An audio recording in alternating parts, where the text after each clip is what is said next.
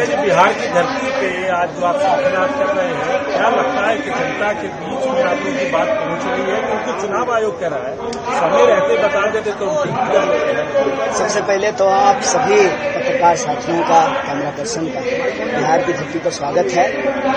और कहते हैं ना कि जब आपका मन साफ नहीं, नीयत साफ नहीं है, तो आप कितनी भी जो है सच को छुपाने की कोशिश करें, सच किसी न किसी तरीके से बाहर आ जाता है। मसलन चुनाव आयोग पिछले कई महीनों से कह रही है कि वोटर लिस्ट में कोई गड़बड़ी नहीं, एकदम टकाटक है वोटर लिस्ट, कोई दिक्कत नहीं। जब नेता प्रतिपक्ष कह रहे हैं कि गड़बड़ी है और आप जांच कीजिए, अगर आप नहीं जांच कर सकते हैं तो हमको डेटा दे दीजिए, हम जांच कर लेंगे। जब उनको पता चला कि वोटर लिस्ट की जांच हो रही है तो गड़बड़ी तो निकलेगी, क्योंकि ये गड़बड़ी करके बैठे हुए हैं। तब उन्होंने कहा कि गड़बड़ी को रोकने के लिए तो एसआईआर कराया है, मतलब गड़बड़ी है। पहले आप कह रहे थे कि कोई गड़बड़ी नहीं है, अब आप खुद ही कह रहे हैं कि गड़बड़ी है। तो गड़बड़ी यदि है तो गड़बड़ी को जो है आपको ठीक करना पड़ेगा। हम ये नहीं कह रहे हैं कि हमको दुरुस्त वोटर लिस्ट चाहिए, हर हाल में हमको जो है दुरुस्त वोटर लिस्ट चाहिए, शुद्ध वोटर लिस्ट चाहिए, साफ स्वच्छ वोटर लिस्ट चाहिए, ना जेन्यून वोटर का नाम कटे और ना वो बोगस वोटर जो है उसमें जुड़े।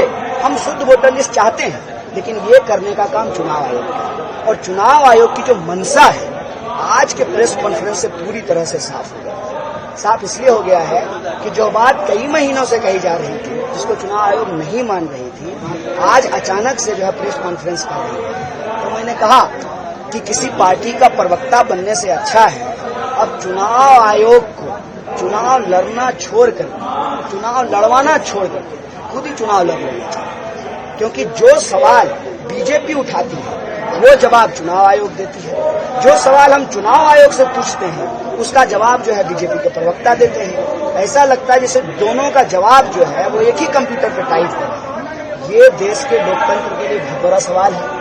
लोकतंत्र को यदि बचाना है तो हमको शुद्ध वोटर लिस्ट बनाना पड़ेगा। जो जेन्यून मतदाता है उनको हर हाल में वो वोट दें, उनका मताधिकार सुरक्षित रहे, क्योंकि लोकतंत्र का आधार है आजादी और आजादी का अधिकार है मताधिकार। जो आधार ही जब नहीं बचेगा तो फिर आजादी भी नहीं बचेगी।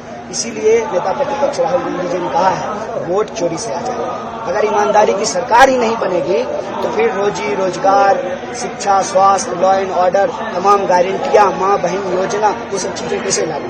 कन्हैया जी, एक यात्रा प्रशांत किशोर भी पूरे बिहार में कर रहे हैं। क्या लगता है कि क्या ये तमाम जो चीजें हैं, जो यात्रा शुरुआत होगी, इसका कुछ राजनीतिक फायदा या मजबूरी थी इस वजह से इस यात्रा की शुरुआत करना? यह देश यात्राओं का देश है।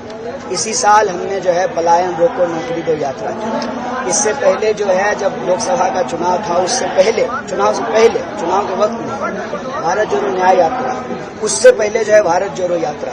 बिहार में मैं स्वयं जो है जनगण मन यात्रा कर चुका हूँ, सीए जब लागू कर रही थी सरकार। तो ये यात्राओं का देश है, यात्राएं करती रहनी चाहिए। और यात्रा सिर्फ चुनावी नहीं होता है।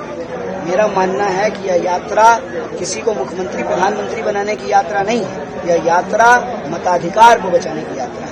जब मताधिकार नहीं बचेगा तो लोकतंत्र नहीं बचेगा, लोकतंत्र नहीं बचेगा तो आजादी नहीं बचेगी। तो आजाद देश में आजादी को बचाने की। लेकिन आप ही के नेता ये कह रहे हैं कि तेजस्वी जी इसलिए यात्रा में जुड़ रहे क्योंकि मुख्यमंत्री उनको बनाना है, तो वो भी दिखेंगे थोड़ा स्क्रीन पे। जनता अगर संघर्ष करते हुए लोगों को देखेगी, उन्हीं को तो जो है नेता बनाती है।